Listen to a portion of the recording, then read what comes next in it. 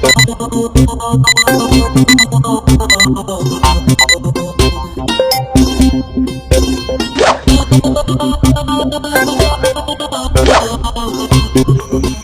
warahmatullahi wabarakatuh. Kembali lagi bersama Ibu di channel Belajar Menuju Pintar.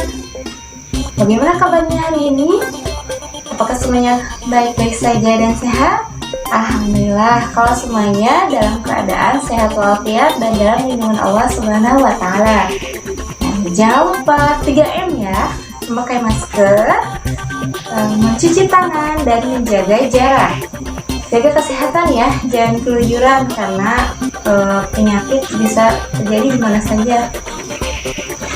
Nah, sebelum menyimak pembelajaran dari Ibu, jangan lupa like, share, dan komen, subscribe, dan juga loncengnya supaya terus berlangganan di channel ini. Kali ini kita akan membahas tentang materi bahasa Inggris, yaitu tentang recount text. What is recount text? Apa itu recount text? Recount text dapat diartikan sebagai teks yang menceritakan. Jadi recount text adalah sebuah teks yang menceritakan kembali peristiwa atau aktivitas yang terjadi di masa lampau yang pernah dialami sebelumnya. What is purpose of recount text? Tujuan dari recount text adalah untuk menghibur atau memberi informasi kepada pembaca.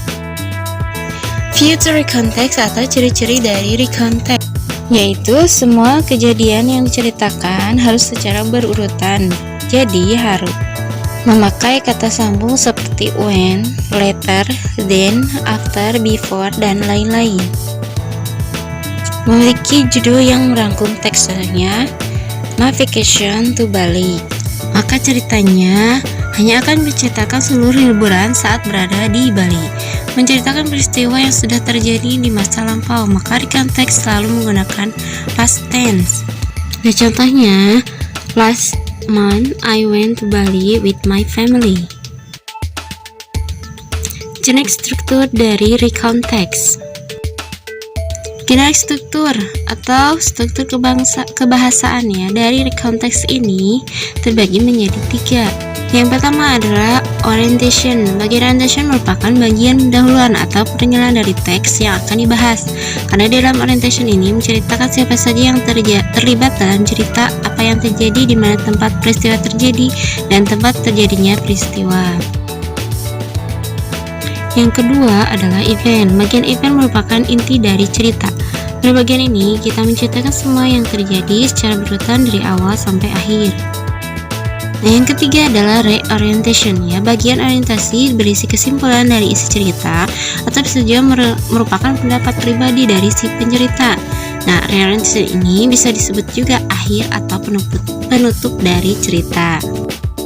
Nah, contoh dari recount text ini yaitu adalah ini ya.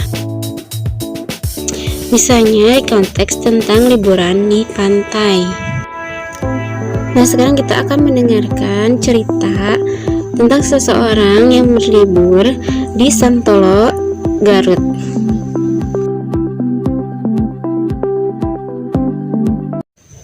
Holiday in Santolo Beach. When Idul Fitri holiday, after visiting my parents in Pamengpeuk, Garut, I and family went to Santolo Beach to refresh our mind after the long time of work. It's really to take a vacation because I'm very busy. The way to Santolo Beach is quite good and the view is really beautiful. On our left and right is full of rice field and many coconut trees along the way. But when we nearly arrived, there was a long traffic jam, so we hurried to get into the beach. I guess this was because of the Idul Fitri holiday, so people want to go to beach too. Then we just take a walk to the beach because it was not far. Fortunately, the weather was not too hot and that day. Liburan ke Pantai Santolo. Ketika liburan, setelah memanggil orang tua saya di Pamengpeuk, Garut, saya dan keluarga saya pergi ke Pantai Santolo untuk menyegarkan pikiran kita setelah lama bekerja. Ini jarang untuk berlibur karena saya sangat sibuk. Jalan ke Pantai Santolo, pantai cukup bagus dan pemandangan benar-benar indah. Pada kiri dan kanan kami penuh sawah dan pohon kelapa banyak di sepanjang jalan. Tapi ketika kita hampir tiba, ada kemacetan panjang sehingga kita hampir tidak bisa masuk ke pantai. Saya kira ini adalah karena libur lebaran, sehingga orang-orang ingin pergi ke pantai juga. Akhirnya kita berjalan ke pantai karena itu tidak jauh. Untungnya cuaca tidak terlalu panas pada hari itu. After we arrived, the beach was so crowded, but we still enjoyed the time by took picture, swimming, playing sand, and go around the beach by boat. We stay overnight into the inn that we have arranged before. Setelah kami tiba, pantai itu begitu penuh sesak, tapi kami masih menikmati waktu dengan mengambil gambar, berenang, bermain pasir, dan pergi di sekitar pantai dengan perahu. Kami menginap di penginapan yang kita miliki sewa sebelumnya. We got up so early in the morning that we could enjoy sunrise landscape at the beach. My cousin playing with white sand and I took a picture of him.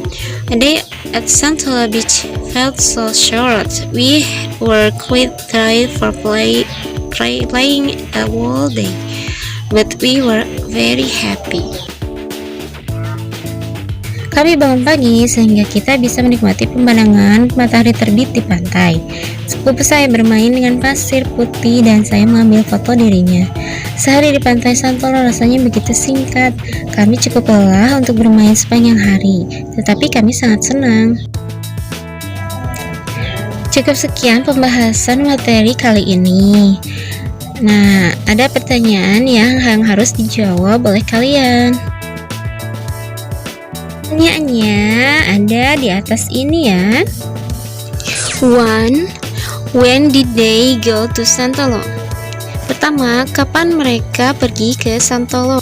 2. How did they go there?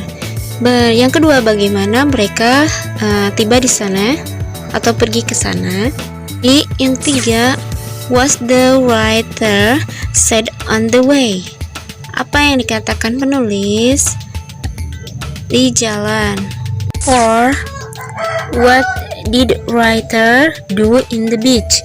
Keempat, apa yang dilakukan penulis ketika di pantai? Sampai jumpa di video berikutnya. Wassalamualaikum warahmatullahi wabarakatuh.